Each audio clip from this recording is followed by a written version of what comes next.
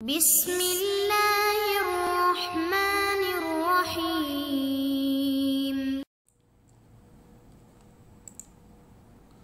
اعوذ باللہ من الشیطان الرجیم بسم اللہ الرحمن الرحیم وبہ نستعین۔ الحمدللہ ہماری گفتگو کفایت الاصول کے حصے سوم میں ہے اور وہ بھی اجتہاد و تقلید کے بارے میں۔ تو مصنف صاحب نے مجتہد کی گویا کہ 3 قسمیں کیں۔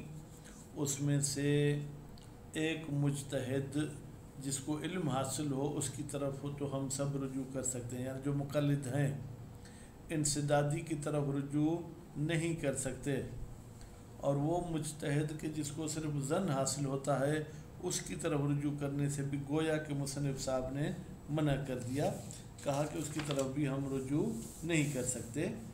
کیوں؟ اس لیے کہ اس کی طرف رجوع کرنا بھی رجوع الجاہل الی العالم نہیں۔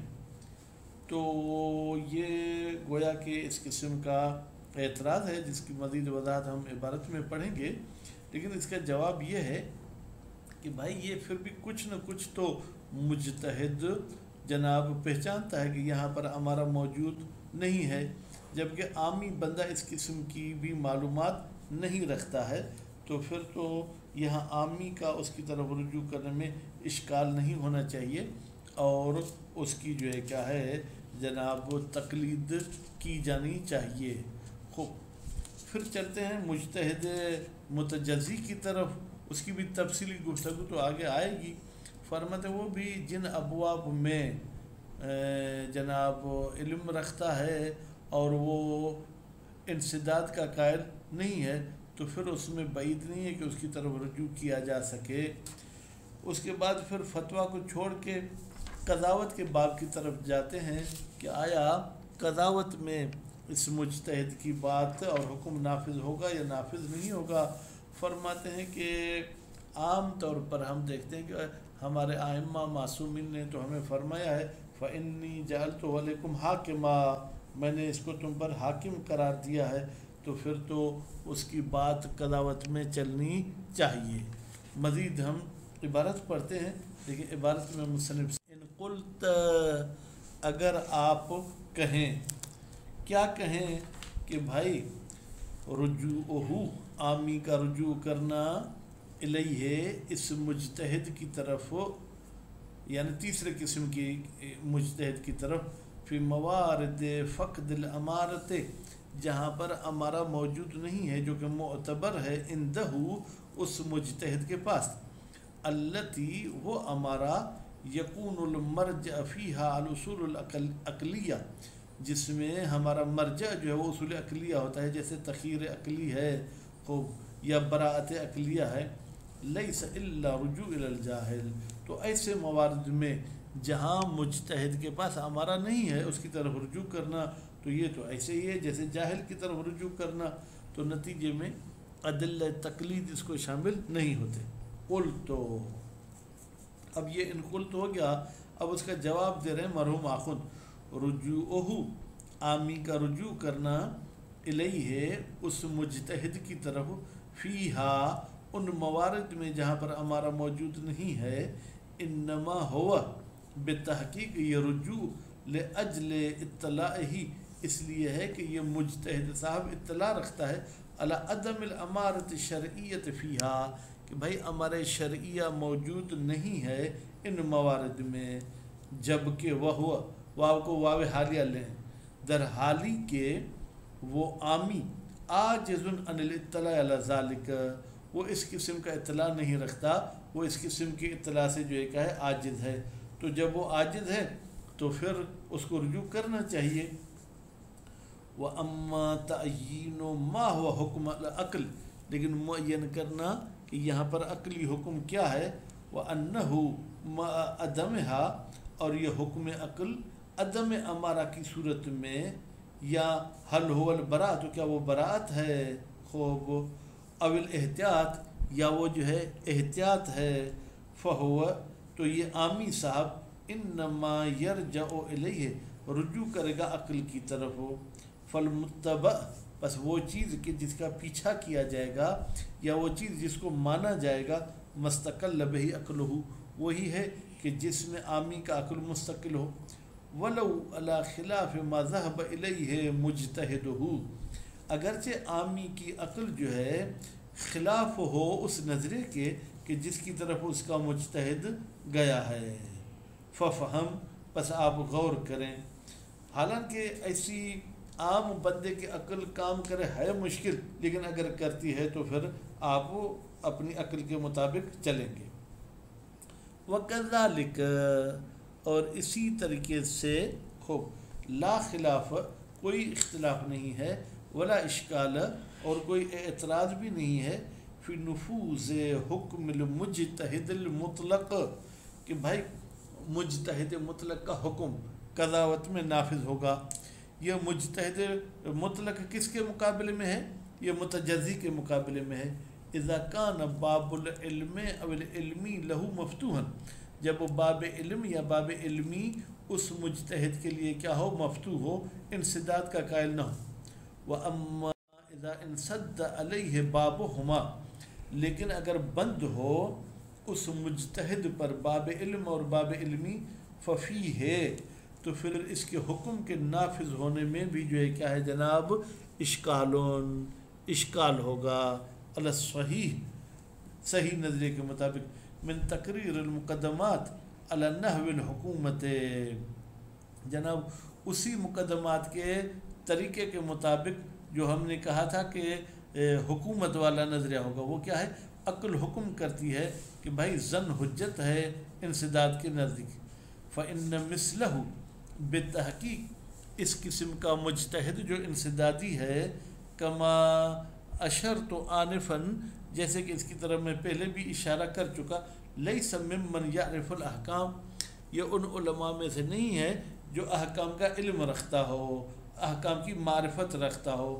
ما ان معرفتہا، جبکہ احکام کی معرفت معتبر ہے، فی الحاکم، حاکم میں، کما فی المقبولت، جیسے کہ روایت مقبولہ میں بھی یہ لفظ آیا تھا. کیا تھا؟ عرف احکامنا، الا ان یدعا، مگر یہ کہ دعویٰ کی جائے، عدم القول بالفصل، کہ بھائی حاکم کے درمیان ہم فرق کے قائل نہیں ہیں، حاکم چاہے انفتاحی ہو چاہے انسدادی ہو. ہم یعنی کہتے ہیں کہ بھائی اگر پہلے کا حکم نافذ ہوگا تو دوسرے کا بھی ہوگا. وہ ہوا، کہتے ہیں کہ یہ فرق کا قائل نہ ہونا، وَإِنْ كَانَ غَيْرُ بَعِيدٍ، اگرچہ بعید ہے، خوب اگرچہ بعید نہیں ہے، إِلَّا أَنَّهُ لَيْسَ بِمَثَابَةٍ، لیکن یہ قول اس حد تک بھی نہیں ہے کہ یکون حجتاً، کہ یہ حجت ہو، علی عدم الفصل، کہ ہم کہیں کہ ان دونوں کے درمیان کوئی فرق نہیں ہے، عدم فصل پر حجت ہو، نہیں، اس قسم کی بات نہیں ہے.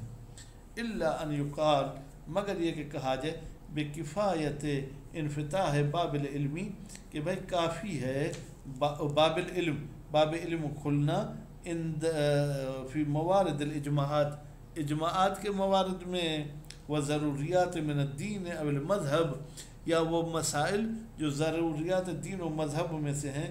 مثلا سب کہتے ہیں کہ حمد کے بعد آمین نماز میں نہیں کہنا چاہیے.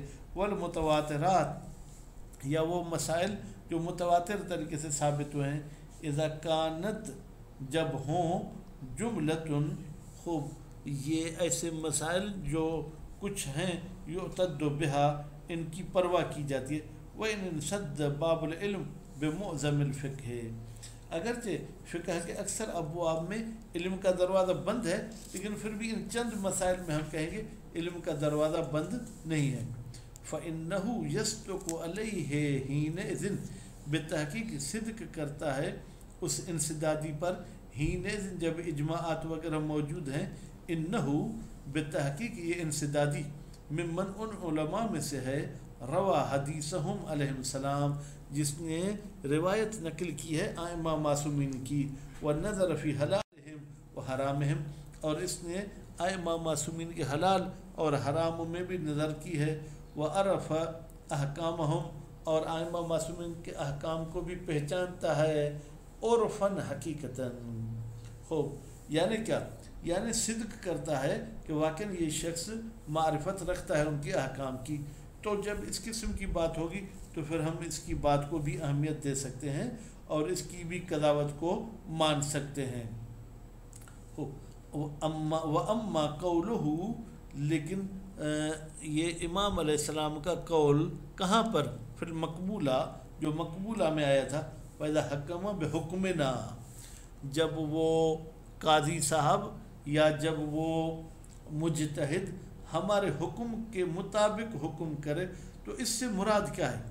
فرماتے ہیں اس سے مراد یہ ہے کہ آپ نہیں کہہ سکتے ہیں کہ خود اس کا حکم وہی ہے جو امام کا حکم ہے، بلکہ المراد، اس سے مراد یہ ہے کہ ان مثلہ، بتحقیق اس قسم کا فقیہ جو جامع شرائط ہے، اذا حکم، جب وہ کوئی حکم کرے گا، جب وہ کوئی فیصلہ کرے گا، کان بحکمہم علیہ السلام، خوب، تو یہ اس کا فیصلہ کرنا امام کے حکم کے مطابق ہوگا، حکم، اور یہ جو ہے کیا ہے کسی غیر کے مطابق فیصلہ نہیں کرے گا، یعنی یوں کہیں کہ یہ امام کی طرف سے منسوب ہے، حیث کان منصوبا منہم، جب یہ شخص نسب کیا گیا ہو ان ائمہ معصومین کی طرف سے۔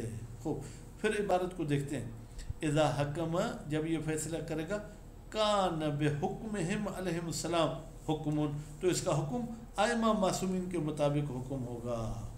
وکیف، اور کیسے ہو سکتا ہے کہ اس شخص کا حکم ان کی طرف سے ہو؟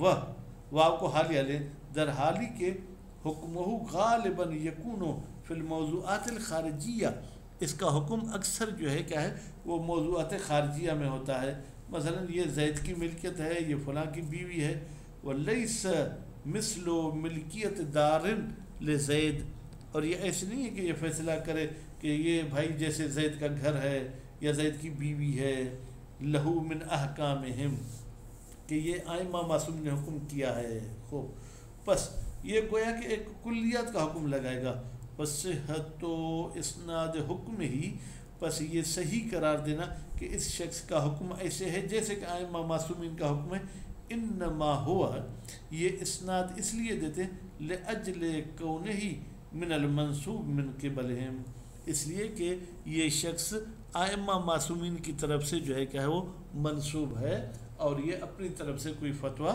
نہیں دے رہا ہے۔ انشاءاللہ اگلے درس میں ہم تجزی کے بارے میں گفتگو کریں گے۔ وصلی اللہ علی محمد و آلہ۔